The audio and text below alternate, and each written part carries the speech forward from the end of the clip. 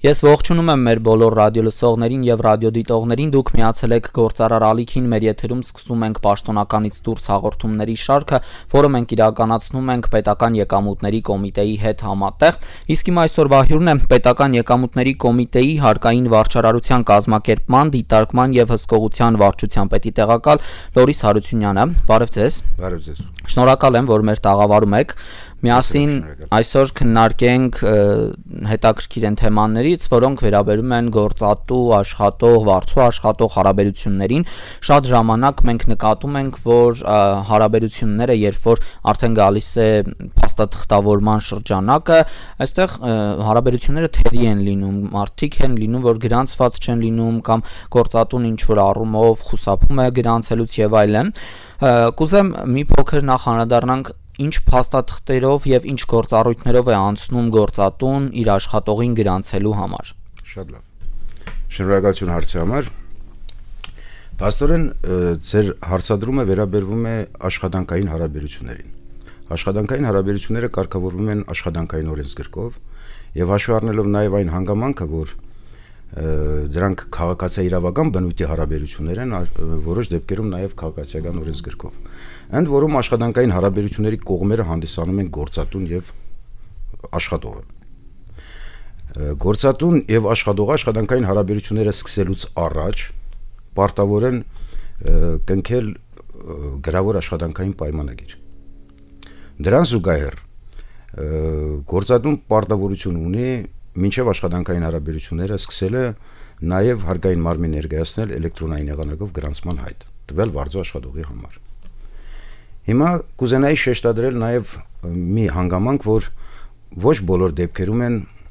երբ վարձատուի մոտ ներողությունը գործատուի մոտ ներողություն, գործատուի մոտ աշխատանքներում ներգրաված անձինք համարվում աշխատող։ Հիմա թվարկեմ դեպքերը, շատ կարևոր է, այդ դեպքերը պետք է ունկնդիրները նաեւ իմանան։ Ուրեմն այն դեպքում, երբ օրինակ գործատուի մոտ օրինակ իր գործունեությունից զատ խափանվել են օրինակ էլեկտրական համակարգերը։ Տվել դեպքում այդ համակարգերը կարգավորելու համար անհրաժեշտություն չկա, օրենսդիրը կարգավորումները տվել է, որ անհրաժեշտություն չկա, որպեսզի ինքը ունենա էլեկտրիկ վարձու աշխատող։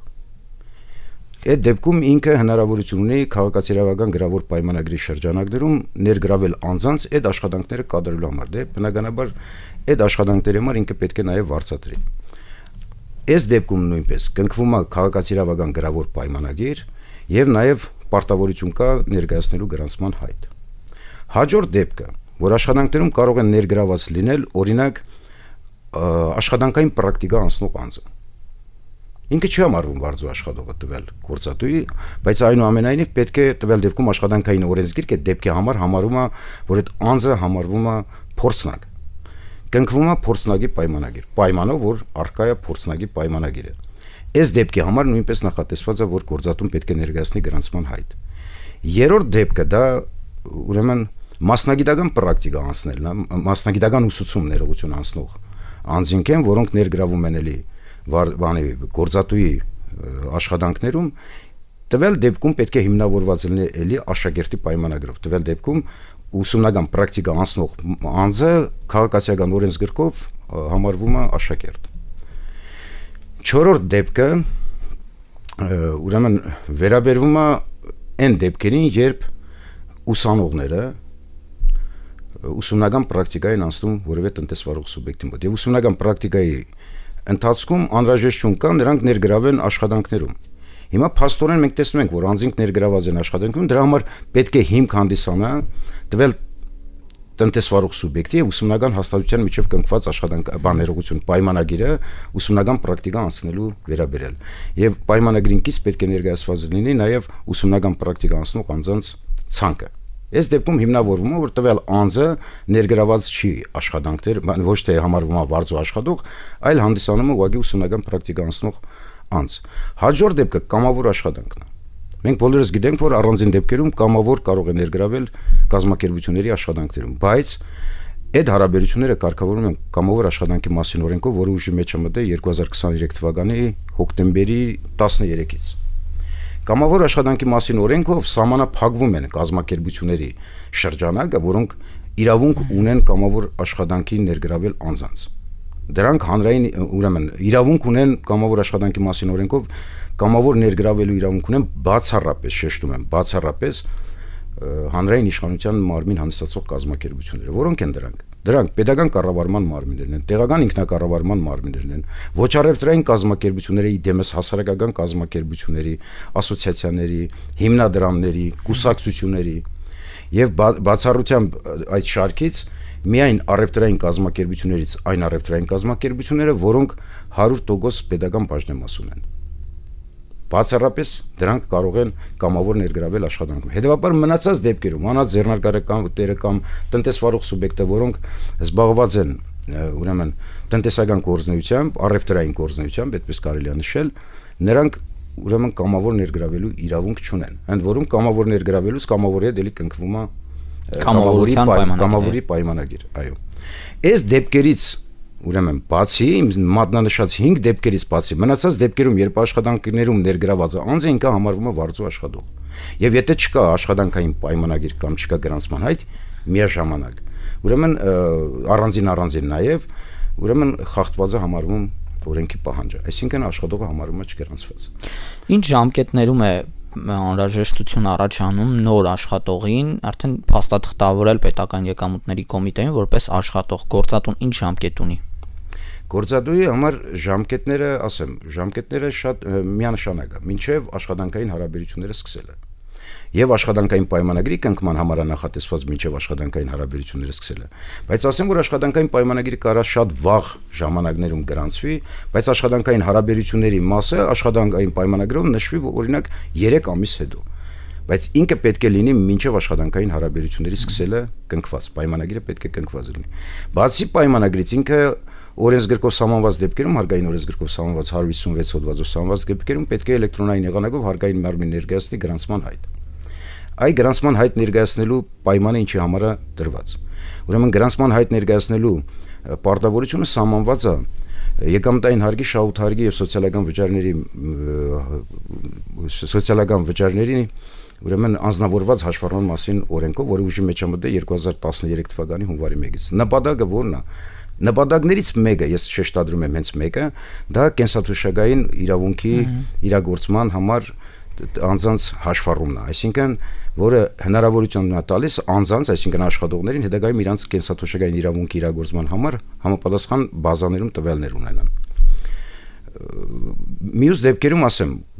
ժամկետը գրանցման հայտ ներկայացնելու ժամկետը մինչև աշխատանքային հարաբերությունները սկսելու նախորդ օրվա վերջը պետք է ներկայացվի, բայց լինում են դեպքեր, երբ աշխատողը դիմում եւ աշխատանքի անցնում նույն օրը։ Տվյալ դեպքում օրենսդիրը սահմանել է, որ գրանցման հայտը պետք է ներկայացվի, երբ աշխատանքային հարաբերությունները սկսվում են նույն օրը, գրանցման հայտը պետք է ներկայացվի տվյալ օրվա մինչև 14:00։ Ընդ որում կուզենայի նաեւ մատնանշել, որ գրանցման հայտ ներկայացնելու պարտավորություն ոչ բոլորը ունեն, ոչ բոլոր դեպքերում են ներկայացվում։ Թվարկեմ դրանցից մի քանիսը, եթե կարելի է։ Ուրեմն գրանցման հայտ չեն ներկայացնում հարկային գործակալի պարտավորություններից ազատված տնտեսվարող սուբյեկտները։ Դրանք կարող են դեսպանատները, միջազգային կազմակերպությունները եւ այլն եւ այլն։ Այդ դեպքում ուրեմն աշխատողները, այդ կազմակերպությունների աշխատողները ինքնուրույնաբար են հայտարարագրում իրենց եկամուտները եւ հայտարարագրում են յուրաքանչյուր ամիս բարձրացված եկամտային հարկի եւ սոցիալական վճարի հաշվետվություններով։ Հաշվետվությունները ներկայացնելուց այդ հաշվետվությունները ներկայացնելը կհամարվի գրանցման հայտի ներկայացում։ Հաջորդը գրանցման հայտ չեն ներկայացվում նաև կացության կարգավիճակ, այսինքն բնակության իրավունք կամ կացության կարգավիճակ չունեցող օտարերկրյա քաղաքացիների դեպքում եւ քաղաքացիություն չունեցող անձանց դեպքում։ Գրանցման հայտ չի ներկայացվում նաև այն անձանց համար, այն աշխատողների համար, որոնց տվյալները սահմանափակ, որոնց վերաբերյալ տեղեկությունները սահմանափակ ուրեմն սահմանափակումը նրանց տեղեկությունները հրապարակել է։ Դրանք կարող են լինել պաշտպանության նախարարության որոշ ուղղակի աշխատողների համար։ Դրանց համար գրանցման հայտեր չեն ներկայացվում։ Տեսեք, եթե վարձու աշխատողին չենք փաստաթղթավորում, օրինակ գործատուն չի փաստաթղթավորում, այստեղ գործատուի համար օրենքով սահմանված ինչ տույժեր, տուգանքներ կան, դրանք ինչպես են գործում։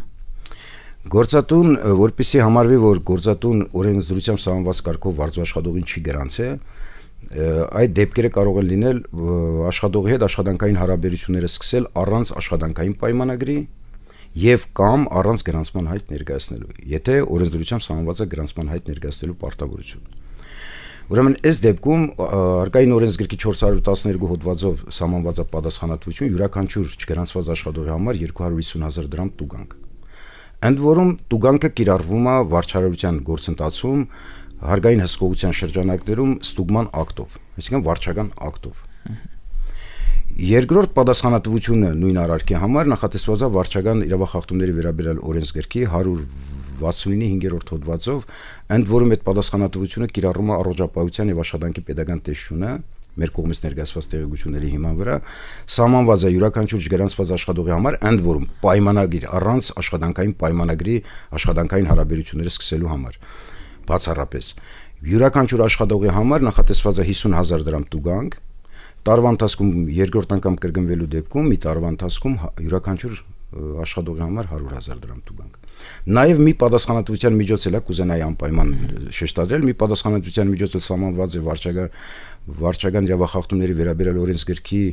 201-1 հոդվածով օտարերկրյա քաղաքացիներին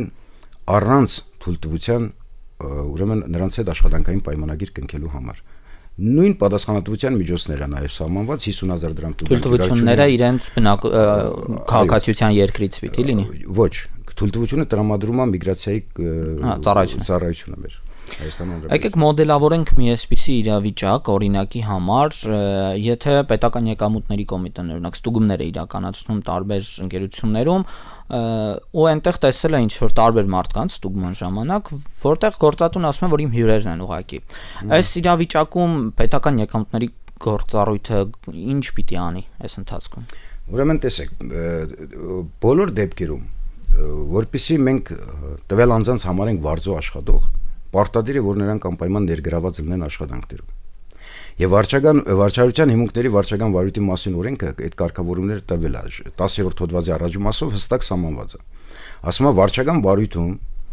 անձի ներկայացրած տվյալներն ու տեղեկությունները բոլոր դեպքերում համարվում են հավաստի,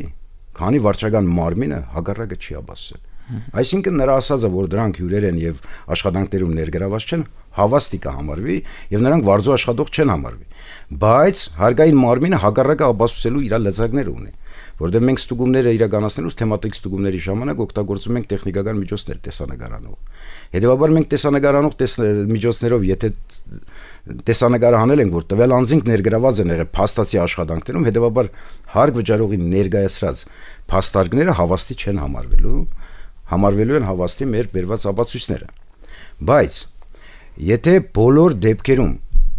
վիճելի է մնում այն հանգամանքը, որ վարձու աշխատող արդյոք ներգրաված էր աշխատանքներում կամ ինքը կհամարվեր վարձու աշխատող թե չէր համարվի, ապա հարկային վարչարարության ընթացքում ձեռնպահ ենք մնում պատասխանատվության միջոցները կիրառելուց, հետևաբար նպատակը ոչ թե պատասխանատվության միջոցները կիրառելն է, այլ կանխարգելելն։ Տեսեք, մենք անդադար մեր զրույցի ընթացքում խոսեցինք, կարելի ասել, պետություն գործատու հարաբերություններից, այս ամենի առանցքում քաղաքացին է, որ աշխատում է։ Հիմա մենք ոնց բացատրենք քաղաքացուն, որ ինքը ինչ ձևերով կարելի ասել իմանա, որ իր աշխատանքի ընդունման process-ը կատարվել է օրենքի շրջանակներում կամ դրանից դուրս։ Աշխատողը հնարավորություններ ունի ճշտելու, ասեմ, հնարավորություններից մեկը այն է, որ ինքը կարող է համոզված լինել, բայց ոչ ամբողջությամբ, ինքը բավարար չի, բայց բոլոր դեպքերում համոզվածության համար որոշակի հիմքեր տալիս է, եթե ինքը աշխատանքային պայմանագիր կնքել է գործատուի հետ։ Ինքը կողմ է հանդիսանում։ Բայց աշխատանքային պայմանագիր կնքելը դեռևս ամբողջությամբ չի կարող հավաստի իրան, որ 100%-ով իր աշխատանքը, քանի որ գրավոր պայմանագիր է եւ թղթային եղանակով է, ուրեմն 100%-ով այդ աշխատանքային հարաբերությունները գրանցված են։ Երկրորդը դա անկանխիկ եղանակով աշխատավարձը ստանալն է։ Եթե ինքը անկանխիկ եղանակով ստանում, ուրեմն ամենայն հավանականությամբ գրանցված է, բայց էլի 100%-անոց իրան չի կարող հավաստիացնել, որ չի հավաստիանա, որ ինքը գրանցված է, որպես իր աշխատանքային հարաբերությունները օրենսդրությամբ սահմանված կարգով գրանցված են։ Ստեղ ինքը հնարավորություն ունի ներկա գործող կարգավորումների մասնախոսք, օրենսդրությամբ ներկա գործող կարգավորումներով։ Ինքը հնարավորություն ունի նաև դիմում ներկայացնել Պետական եկամուտների կոմիտե էլեկտրոնային եղանակով իր եկամուտների վերաբերյալ տեղեկատվություն ստանալու մասին։ Տեղեկատվությունը տրամադրելուց ամբողջությամբ ինքը կարող է հավաստիանալ, որ իր աշխատանքային հարաբերությունները կարգավորված են։ Բացի այդ, ներողություն եմ խնդրում, ասեմ, որ արդեն իսկ 2025 թվականի հուլիսի 1-ից կամավորության սկզբունքով 2026 թվականի հունվարի 1-ից արդեն պարտադիր գործելու է աշխատանքային պայմանագրերի թվային հարտակը, որտեղ աշխատանքային պայմանագրերը այդ հարտակի միջոցով են հիմնականում գրանցվելու, այսինքն աշխատանքային բոլոր պայմանագրերը կնքվելու են հարտակի միջոցով եւ նաեւ ավտոմատ գեներացվելու է գրանցման հայտը։ Այս դեպքում ես եմ ազգային թվային հարտակի միջոցով քաղաքացին կարող է մուտք գործել եւ հավաստիանալ, որ իր աշխատանքային պայմանագիրը օրինակ թվային հարտակում առկա է։ Ձեր վերլուծությունների ընթացքում ինձ շատ օրինակ հետաքրքիր է, որ դեպքերն են հաճախ պատահում, երբ որ գործատուն պատճառահետևանքային ինչ-որ կապ է բերում, ասում է օրինակ այս պատճառաբանությամբ չեմ գրանցել աշխատողին։ Ստուգումների արդյունքում ինչ վիճակագրություն կա։ Հիմնականում դե պատճառաբանությունը իրանք բերում են հիմնականում խուսափողական բանով, իրանք հստակ պատճառաբանությունը չեն ներկայացնում, որովհետև սրա հետևանքը սահմանադրական պարտավորությունից խուսափելն է, սահմանադրական պարտավորությունը ես նկատի ունեմ հարկերը վճարելու սահմանադրական պարտավորությունը։ Ընդ որում հիմնականում հարկերից խուսափելու նպատակով, այսինքն հնարավորինս հարկերը սոցիալական վճարները, դրոշմանիշային վճարը չվճարելու, դրանից լրացուցիչ եկամուտներ ստանալու նպատակը հետապնդում, բայց հաջորդ նպատակը ու ամենավտանգավոր նպատակը դա երբ այդ կողմերը երկուսն են շահագրգռված այդ աշխատանքային հարաբերությունները չօրինականացնելու։ Սա գիտեք որ դեպքն է, երբ վարձու աշխատողը շահագրգռված է, որ իր աշխատանքը չօրինականացվի սոցիալական աջակցության ծրագրերից օգտվելու նպատակով, որովհետև դա բաղադրիչներից մեկն է իրանց ուրեմն բավարարվածության աշխանը որոշելու համար, այսինքն սոցիալական աջակցության ծրագրերից օգտվելու նպատակով։ Նու բոլոր դեպքերում ինքը սոցիալական ծրագրերից այսօր կօգտվի, բայց վաղը կենսաթոշակային իրավունքը չի կարող իրագործել։ Ստաժ չունենալու նպատակով։ Մեր հաղորդման վերջում ուզում եմ մի հորդոր կոչ ինչ որ ձև պետական եկամուտների կոմիտեից ուղեք, ինչ կարելի է ասել մեր գործատուներին եւ վարձու աշխատողներին կամ այն քաղաքացիներին, ովքեր փորձում են աշխատանքի դաշտ մտնել, օրենքի շրջանակներում գործելու տեսանկյունից, ինչ ունի ասելու այստեղ ՊԿ։ Ուրեմն ես կուզենայի նախ առաջերտին ասել մեր ուրեմն այն աշխատակիցներին, այն անձանց, որոնք նախապատրաստվում են աշխատանքային հարաբերությունների մեջ մտնել գործատուների հետ, նախ թույլ ըմբռնում կա, որ աշխատանքային հարաբերություններում հարկ վճարողը հանդիսանում է գործատուն, այլ ոչ թե աշխատողը։ Հաշվի առնելով այն հանգամանքը, որ աշխատողը ինքն է եկամուտը ստանում, հետևաբար եկամտային հարկ վճարողը հանդիսանում է ինքը։ Հետևաբար հարկերը վճարելու սահմանադրական պարտավորությունը իրանն է։ Այս դեպքում հարկային գործակալ որպես հարկերը պահելու եւ պետական բյուջե վճարելու պարտականությունը տրված է գործատուի վրա, բայց հարկ վճարողը բոլոր դեպքերում հանդիսանում է վարձու աշխատողը։ Այստեղ զուտ բարոյական կողմն է, որ ինքը պետք է իմանա, որ ինքը աշխատանքային հարաբերությունները չօրինականացնելու դեպքում կամ չպահանջելու դեպքում ինքը նպաստում է պետական բյուջեի եկամուտների կորստի, բացի այդ խաթարվում է իր կենսաթոշակային իրավունքը հետագա տարիներին։ Որպես օրինակ, ես ասեմ, հորդորում եմ բոլոր ուրեմն այն անձանց քաղաքացիներին, որոնք աշխատանքային հարաբերությունների մեջ կմտնեն ցանկացած գործատուի հետ, պահանջեն իրենց աշխատանքային հարաբերությունները օրինականացնելու։ Քանզի դա միակ երաշխիքն է, որ վաղ թե ուշ, եթե երկրի կառավարությունը, մեր երկրի կառավարությունը կամ օրենսդրությամբ վարձու աշխատողներին կտրվեն որոշակի իրավունքներ, կտրվեն որոշակի աջակցություն, ապա դրանից կարող են օգտվել միայն նրանք, ում աշխատանքը օրինական է։ Այսինքն հարաբերությունները օրինական են։ Նրանք, որոնք չեն օրինականացրել, դուրս են մնալու։ Որպես օրինակ ասեմ, COVID-19 համավարակի ժամանակ, երբ Պարետի որոշման որոշ գործունեության տեսակներ կասեցվեցին ժամանակավոր, դրանց աշխատողներին վճարվեցի աջակցության ծրագրերի շրջանակներում կառավարության որոշմամբ տրվեցին որոշակի աջակցություն։ Աջակցության ծրագրերից դուրս մնացին այն անձինք, որոնց աշխատանքային հարաբերությունները կարգավորված չէին։ Եվ միաժամանակ հորդորը շատ ավելի պարզ է գործատուների համար։ Գործատուներին մենք հորդորում ենք, որ աշխատանքային հարաբերությունները կարգավորեն եւ օրենսդրությամբ սահմանված կարգով վարձու աշխատողներին ձևակերպեն, որպեսզի խուսափեն պատասխանատվության միջոցներից, ինքը ավելի շատ խիստ է, քան վճարվող հարկերը, դրան հասանելիք վճարվող հարկերը։ Շնորհակալ եմ շատ։ Ես հիշեցնեմ, որ դուք դիտում կամ լսում եք Գործարար ալիքը, տաղավարում աշխատեց Ալբերտ Ավետիսյանը, մենք շարունակում ենք պաշտոնականից դուրս հաղորդումների շարքը, որը իրականացնում ենք Պետական եկամուտների կոմիտեի հետ համատեղ։ Իսկ իմ այսօրվա հյուրն էր Պետական եկամուտների կոմիտեի հարկային վարչարարության կազմակերպման, դիտարկման եւ հսկողության վարչության պետի տեղակալ Լորիս Հարությունյանը։ Կհանդիպենք։